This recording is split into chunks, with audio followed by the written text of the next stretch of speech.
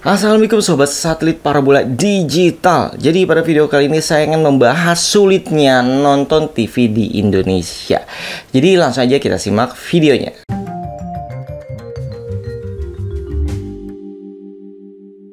Oke, jadi nonton TV di Indonesia itu sejak zaman dulu itu sulit ya. Kalau zaman dulu itu harus pakai receiver khusus yang dari RCTI, MNC, GTV gitu, Raja Wali ya.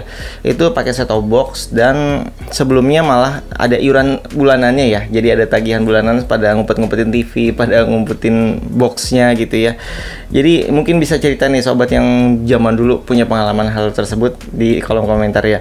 Terus lanjut lagi kesini kan siaran TV itu udah mulai ada iklannya. Jadi udah nggak ditagih lagi nih yang nonton. Bayangin kalau seluruh rakyat Indonesia masih ditagih bulanan tuh keliling-keliling seberapa banyak tuh, kayaknya dia kelilingnya nggak berhenti-berhenti deh ya gitu. Oke, terus setelah ada iklannya udah mulai aman, kita nggak ditagih bayaran.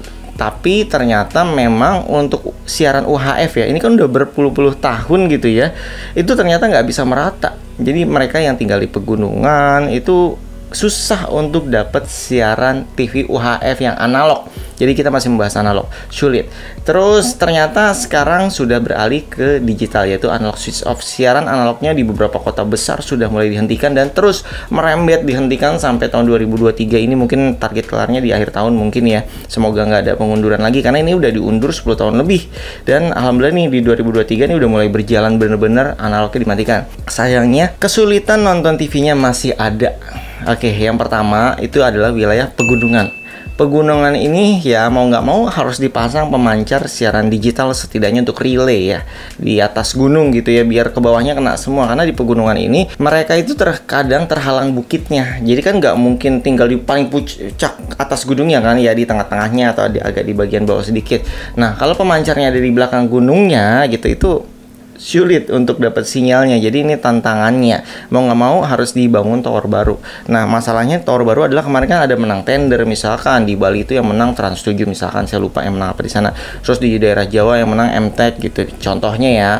Nah sayangnya yang menang tender ini kemarin akhirnya pada ngelepas, oh saya nggak mau deh bangun di sini karena hitungannya rugi gitu, misalkan nanti yang sewa di sana dikit lah atau apalah, atau yang nonton dikit lah gitu. Jadi akhirnya ya banyak yang dikembalikan lagi ke pemerintah ya, mau nggak mau nanti dibangun oleh TVRI. Bayangin aja deh, TVRI itu harus ngebangun berapa stasiun ya, aduh saya lupa lagi catatannya, mungkin yang masih tahu silahkan tulisan di kolom komentar ya.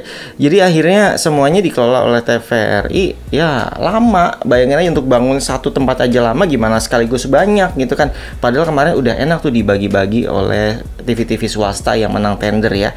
Oke, jadi wilayah yang pertama yang paling sulit adalah pegunungan ini paling sulit. Jadi ya saran saya bagi sobat yang di pegunungan, kalau udah punya parabola ya nggak apa-apa, parabola aja. Walaupun sekarang nonton di parabola juga dibikin susah, nonton MotoGP aja diacak, apalagi nonton sport yang lainnya itu pasti diacak juga. Jadi harap sabar ya sebagai warga Indonesia. Kecuali di Thailand masih bisa nonton gratis dengan receiver khusus gitu, karena yang lawan memang pemerintah. Jadi tinggal beli receivernya aja, nggak usah berlangganan, dan berlangganannya biayanya ditanggung oleh pemerintah mereka. Karena hak siarnya itu mereka dibagi-bagi ya, perusahaan-perusahaan besar. Terus kita lanjut yang nomor 2, tempat yang sulit untuk nonton siaran TV UHF dan digital, yaitu adalah dataran rendah atau daerah lembah gitu ya. Gak usah jauh-jauh ke wilayah-wilayah luar ya. Saya yang tinggal di lokasi Depok, itu banyak perumahan yang memang di pintu masuknya itu tinggi. Nah kalau kita masuk rumahnya itu turun jauh banget ya, wah luar biasa itu ya. Untuk wilayah-wilayah tertentu sekarang yang mungkin dibangun pemancar baru, wilayah lembahnya dapat, mungkin karena memang dekat dengan pemancarnya ya, itu dapat gitu, karena memang digital sekarang bisa ditektok-tektokin lah sinyalnya, nggak kayak analog. Di saat kita dapat pantulan sinyal itu gambarnya pasti berbayang, rusak lah, goyang-goyang gitu ya gambar, karena dapatnya pantulan. Kadang kalau dapatnya double dari yang utama dapat, terus dapat pantulan lagi di belakangnya, itu ya makin gimana ya, gambarnya aneh, jelas tapi ada dua gitu gambarnya gitu ya, berbayang gitu. Sekarang kalau digital itu bisa difilter, jadi seenggaknya daerah lembah masih ada yang bisa dapat dengan cara masang antenanya tinggi banget kayak tower.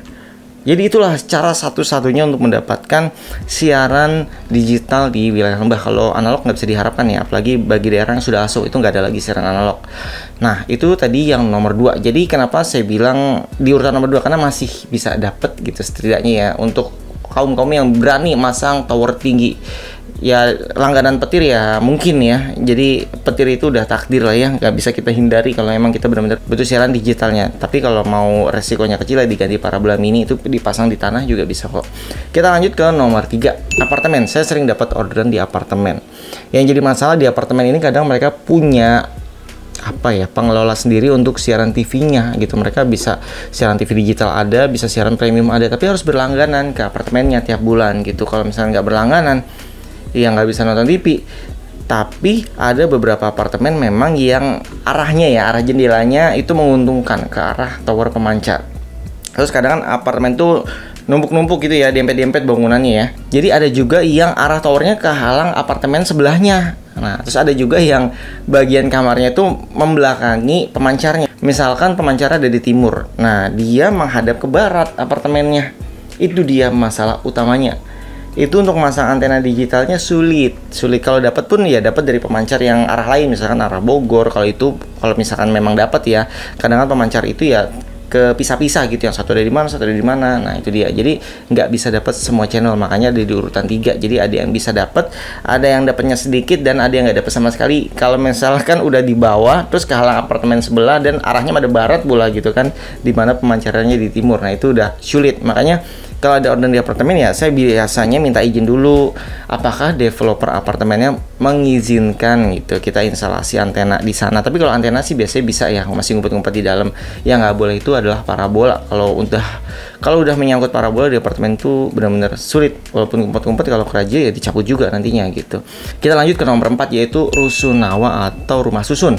Nah di rumah susun ini masih lebih lebih mudah untuk izin-izinnya ya. Kayak saya masang parabola di sono pun bisa, paling ya dikasih tau tempat masangnya di sini gitu. Jadi bolehnya cuma di sini. Jadi masih ada kelonggaran lah daripada apartemen. Terus untuk nasib masang antenanya juga sama, apalagi biasanya rumah susun itu pengalaman saya ada yang lebih kecil dari apartemen, ada juga sih yang lebih besar ya, tergantung mungkin tipenya juga. Nah jendelanya itu kadang bagian belakang yang tembok luar ya. Kalau misalkan di apartemen kan masih ada balkonnya ya. Nah sayangnya untuk di rumah susun ini jarang sekali saya menemukan yang namanya balkon. Jadi belakangnya benar-benar kalau nggak kamar mandi hanya jendela aja atau lubang ventilasi. Nah itu dia. Tadinya kita mau masang antena di situ jadi sulit ya. Tangan kita nggak masuk ke ventilasinya. Jadi masangnya susah banget. Kalau misalkan masih bisa dijangkau pakai tangga dari luar ya mudah-mudahan bisa gitu ya. Tapi kan sayangnya rumah susun itu tinggi ya, yang bagian atas sulit, tapi untuk yang bagian bawah masih bisa pakai tangga ya kita panjat tempelin di belakangnya. Terus rintangannya sama kayak apartemen. Kalau misalkan rumah susunnya kadang ada yang bentuknya kayak kotak gitu, terus ada bentuknya ya macam-macam sih, ada yang sama kayak apartemen cuman garis-garis lurus. Itu tantangan sama persis dengan yang apartemen yang tadi saya sebutkan ya. Kalau nggak terhalang bangunan sebelahnya, terus dia bagiannya paling bawah atau menghadapnya berlawanan dengan pemancar. Jadi kesulitannya mirip-mirip, hanya bedanya ini lebih longgar aja ya peraturannya. Oke, selanjutnya adalah nomor 5, yaitu di pedalaman ya. Di hutan-hutannya masih banyak di Indonesia, kayak hutan Kalimantan, terus pokoknya banyak lah hutan-hutan. Nah, di sana kesulitan utamanya adalah terhalang pohon. Di hutan itu ya, di pedesaan lah ya, pedesaan di kampung-kampung itu tantangannya adalah pohon-pohon tinggi gitu, pohon-pohon yang bener-bener lebat. Itu kita masang antena biasa pendek gak bisa. Makanya di sana kalau ada pohon kelapa tinggi itu kadang sampai ditaruh di atas pohon kelapa. Nah ini saya punya pengalaman karena di kampung saya gitu, supaya dapat sinyal kita harus naruh di atas pohon kelapa tiangnya. Bayangin aja, manjat pohon kelapanya beda ya, beda dengan pohon kelapa yang di kota-kota. Di sana pohon kelapanya luar biasa tinggi banget, saya ngeliat ke atasnya aja ngeri, apalagi yang fobia tinggi ya. Itu benar-benar taruhnya di atas. Zaman UHF itu dapatnya yang analog ya, itu dapatnya adalah hitam putih. Bayangin ya, hitam putih perjuangannya segitu dahsyatnya untuk manjat-manjat ke atas.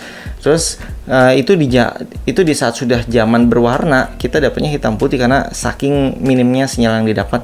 Nah untuk siaran TV digital dapat gak ya? Saya harus pulang kampung dulu nih, praktekin di kampung kira-kira dapat gak siaran digital. Makanya di sini ya juga lebih disarankan parabola pun itu harus nyari yang langit-langitnya itu kosong. Kalau langit-langitnya kadang pas kita pasang kosong ya, terus tiba-tiba ada pohon rantingnya itu kan tumbuh berapa bulan tuh ternyata nutupin atas parabolanya, itu ya nggak dapet sinyal. Biasanya kita jadi tukang rumput atau tukang pohon motong-motongin ranting pohon kalau kita ke sana.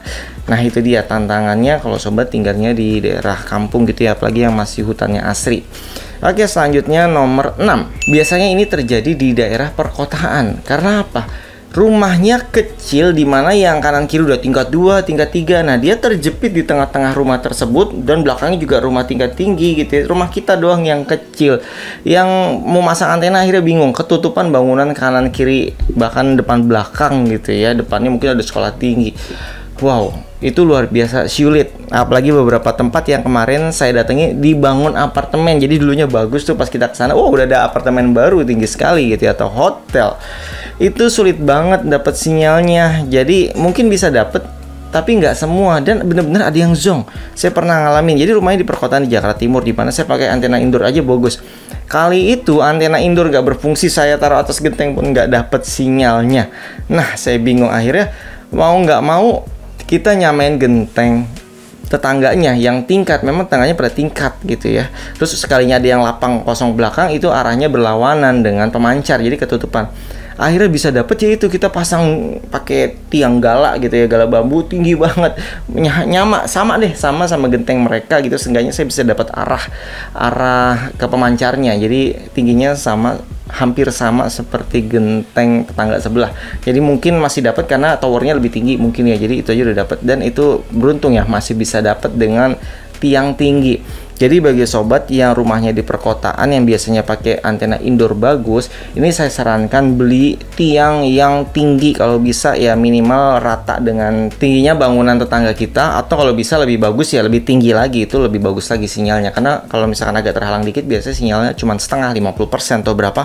Tapi untuk gambar sih udah bagus, gambarnya bagus, lancar ya. Cuman ya memang sinyalnya nggak maksimal aja, bedanya di situ. Jadi hal yang seperti ini biasanya terjadi justru di wilayah perkotaan atau di perumahan juga. Kadang banyak juga ya, atau di kampung-kampung yang ada gedung-gedung tinggi seperti tempat saya itu ada gudang Lazada. Itu udah game over kalau rumahnya di belakang gudang Lazada, karena rumah kita di barat, towernya di timur, terus gudang Lazada juga di timur. Nah, itu udah wassalam gitu ya.